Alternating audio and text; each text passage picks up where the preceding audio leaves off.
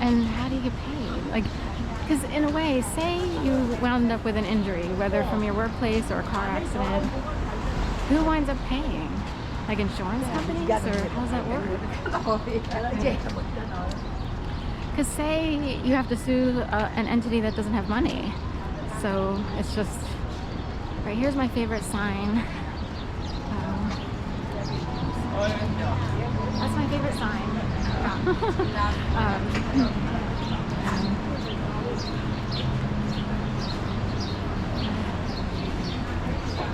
Right.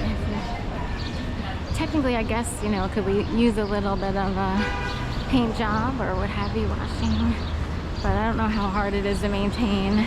Also, it's raining, so or it has been raining today, and I'm wondering if it made it a little rusty.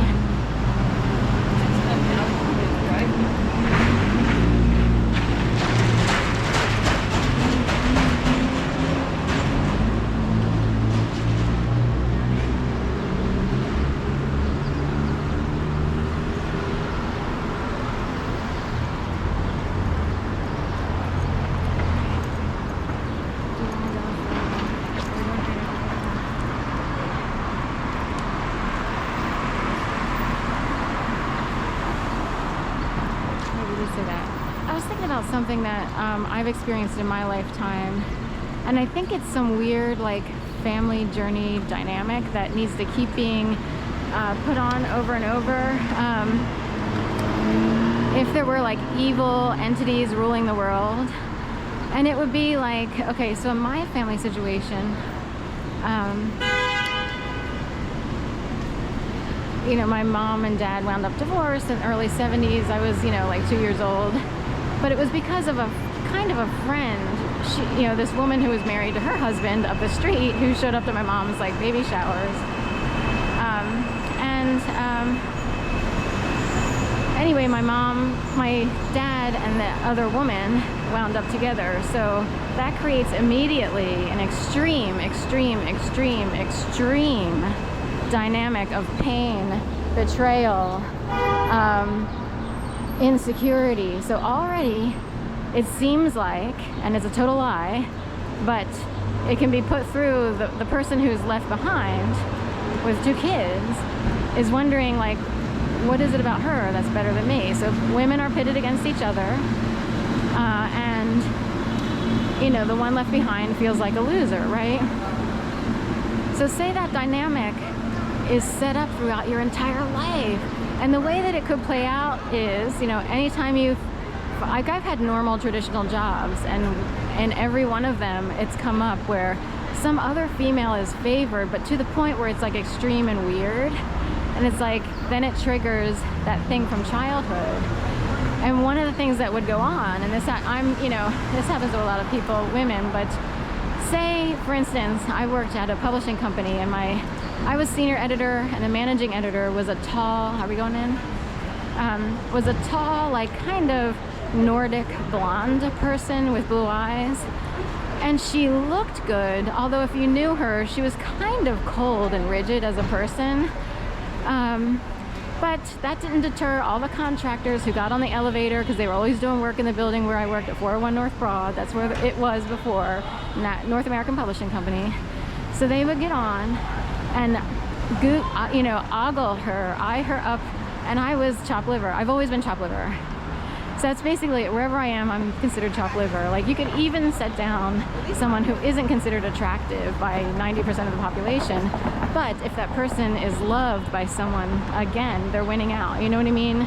So it's in that realm of someone who handles the universe, in my family's case, needs to constantly, and it's not my own brain because the dynamics keep coming up, needs to constantly keep cycling the idea of another female being favored over little old me. So I could green juice, become a yogi. I could look like, go this way. This is 311, P311. It looks like 311 happens to be where my mom and aunt lived. Their address was lot 311 on Quail Court, although they would change it with emergency systems that needed to be changed for senior citizens. So instead of Turkey Scratch and Quail Court, it became 8534 Northwest 40th Terrace for the emergency response folks or whatever. So much more complicated. They had to find all the numbers from Home Depot, and they couldn't find all the numbers, the unmatching numbers based on their mailbox and house, you know. They've passed away, but anyway, they changed up the whole system, maybe to confuse a really bad matrix akin to the one I just mentioned, creating dynamics to make one person, certain people, feel like chopped liver all the time, to an extreme, not like something that you can kind of get over with all kinds of things that you insert into your life, positive things. They just have to keep bringing it up and keep bringing it up. That's called gang stalking. It's a lifelong, desperate attempt of lesser groups of people who are lesser, trying desperately to take down someone who's basically minding her own business, but they just need to do it. I don't know why. There's no competition here. Like, I wasn't even setting the world on fire. But I guess these people have such low self-esteem that they need to actually cast that upon someone else. So it's sad and desperate. So I have to hand it to all the people who step out with normal women who might not have always been prized or loved and or celebrated, you know, because, you know, for being the life of the party or looking good on screen. I'm supposed to go that way. For regular people who are like, oh, I didn't know I was supposed to be, you know, the best, you know, on jet setter, on the go, conquering the world in order to be, you know, I have to be super busy, I have to be this, I have to be that, you know, all the rules that women have to follow in order to be desired.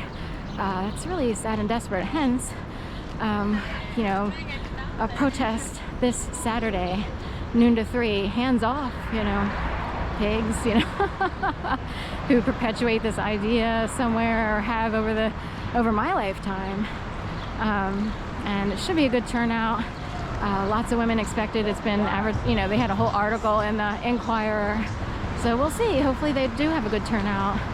I've been the chip has been removed from my brain in terms of participating in protests, but I'll be out there with a camera.